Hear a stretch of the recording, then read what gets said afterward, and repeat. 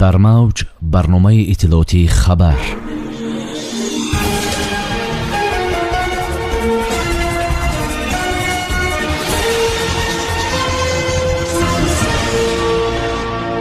фармонҳои президенти ҷумҳурии тоҷикистон таъини сафирони тоҷикистон дар чин, арабистони саудӣ ва миср.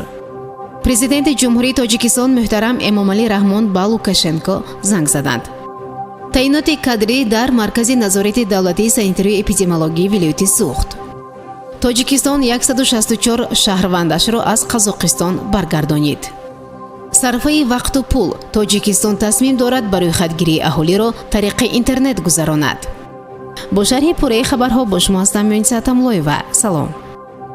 асосгузори сулҳу ваҳдати миллӣ, пешвои миллат, президенти ҷумҳурии тоҷикистон муҳтарам Эмомалӣ Раҳмон бо судури фармон сафирони тоҷикистон дар Чин, Арабистони Саудӣ ва Мисрро таъин намуданд. бинобар иттилои котиботи президенти мамлакат, пешвои муаззами миллат, сафири фавқулода ва мухтори ҷумҳурии тоҷикистон дар Чин Саидзода Зоҳир Озод таъин карданд. ҳамзамон гуфта шудааст ки мутобиқи моддаи 69 Конститутсияи ҷумҳурии тоҷикистон Давлатзода Парвиз бо сабаби ба кори дигар гузаштан аз вазифаи сафири фавқулода ва мухтори тоҷикистон дар Чин ва ҳамзамон сафири тоҷикистон дар ҷумҳурии социалистии Вьетнам озод карда шуд.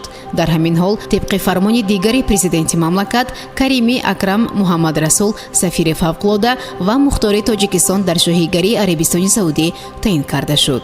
сафири қаблии тоҷикистон дар Арабистони Саудӣ Қосими Заробиддин бо сабаби ба кори дигар гузаштан аз вазифаи сафири фавқулода ва мухтори ҷумҳурии тоҷикистон дар шоҳигарии Арабистони Саудӣ ва ҳамзамон намояндаи доимии ҷумҳурии тоҷикистон дар назди созмони ҳамкории исломӣ озод карда шуд. инчунин президенти кишвар бо имзои як фармони дигар Қосими Заробиддинро сафири тоҷикистон дар Миср таъин карданд. тибқи иттилои котиботи президенти мамлакат, пешвои муаззами миллат муҳтарам Эмомалӣ Раҳмон Александр Лукашенкоро ба муносибати зодрӯзаш шодбош гуфтанд. Лукашенко имрӯз 66-солагиашро таҷлил мекунад. дар чорчӯбаи суҳбат ҷонибҳо як қатор масъалаҳои рӯзмарра аз ҷумла вазъи имрӯзаи Беларус ва ҳолати кунуниву дурнамои муносибатҳои дӯстиву ҳамкориҳои барои ҷонибҳо судманди Тоҷикистону Беларусро мавриди баррасӣ қарор доданд, омадааст дар иттилоия.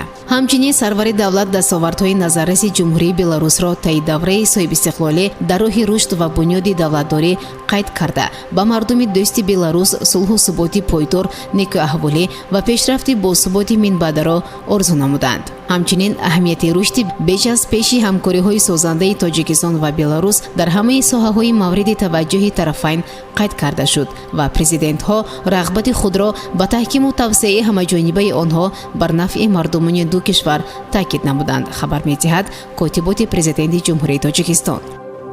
бо фармони сардори хадамоти назорати давлатии санитарию эпидемиологӣ Абдуллозода Абдумавлон Абдумаҷидович роҳбари ин идора дар вилояти Суғд таъин гардид. гуфта мешавад, дар як моҳи охир ин дуюмин таъиноти кадрии сардорони идораи беҳдоштӣ ба ҳисоб меравад. бар асоси фармони Шамсиддин Қурбонзода сардори хадамоти назорати давлатии санитарию эпидемиологӣ Маҷнун Орипов санаи 5 август роҳбари маркази назорати давлатии санитарию эпидемиологии вилояти Суғд таъин шуда буд. инак бо гузашти камтар аз як моҳ ба ҷои ӯ Абдуллозода сардори маркази назорати давлатии санитарию эпидемиологии вилояти Суғд таъин шудааст. бинобар иттилои манобеъ, таъини Абдуллозода ба ин мақоми вазифавӣ бо пешниҳоди ҳукумати вилояти Суғд ва бар асоси фармони сардори хадамоти назорати давлатии санитарию эпидемиологӣ сурат гирифтааст. ӯ то ин вақт сартабиби маркази саломатии шаҳрии рақами 4 шаҳри Хуҷанд буд ва пештар аз ин дар маркази назорати давлатии санитарию эпидемиологӣ шаҳри Хуҷанд фаъолият намудааст. ҷумҳурии тоҷикистон 164 шаҳрвандашро аз Қазоқистон баргардонд, хабар медиҳад вазорати корҳои хориҷӣ. бинобар иттилои манба 164 нафар тариқи парвози махсуси ширкати ҳавопаймоии Somon Air аз Алма-Ато ба Душанбе баргаштанд.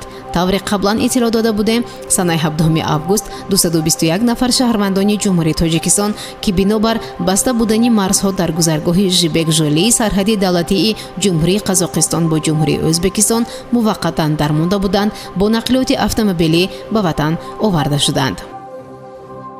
масъулони идораи омор дар вилояти суғд мегӯянд барои сарфа намудани вақт ва ҳам кам кардани хароҷоти иқтисодӣ дар давраи бароихатгирии аҳолӣ ва фонди манзил дар кишвар аз истифодаи интернет кор мегиранд. Накатзода Ҳокимбек, сардори сарраёсати агентии омори назди президенти ҷумҳурии Тоҷикистон дар вилояти суғд гуфт дар суҳбат ба Спутник Тоҷикистон ки ҳоло ниҳоди онҳо барои истифода аз ин усули камхарҷу муосир дар шаҳру ноҳияҳои Хуҷанд ва Бобоҷон Ғафуров интернет-пурсиши таҷрибавӣ доир карданд.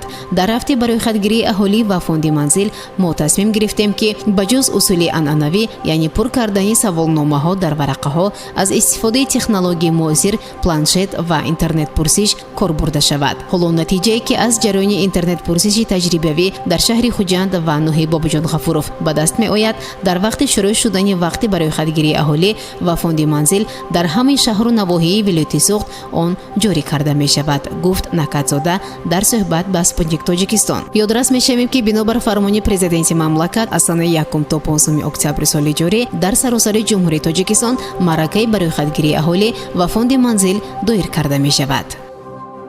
шунавандагони гиромӣ, дар ҳамҷо барномаи иттилоотии хабар ба поён мерасад. барои ҳар яки шумо таъинсиятиву сарбаландиро хоҳонем. хайр. барномаи иттилоотии хабар аз рӯйдодҳои Тоҷикистон, минтақа ва ҷаҳон огоҳ бош.